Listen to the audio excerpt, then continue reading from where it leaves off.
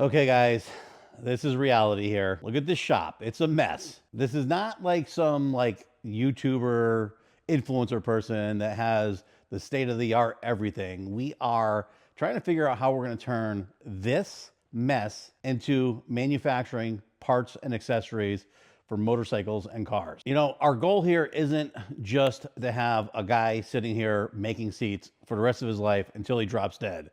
Our goal is to create a brand, a motorcycle seat company, something that we could build together, and then you could actually buy products, test them out, and see for yourself why what we do is worth all this effort.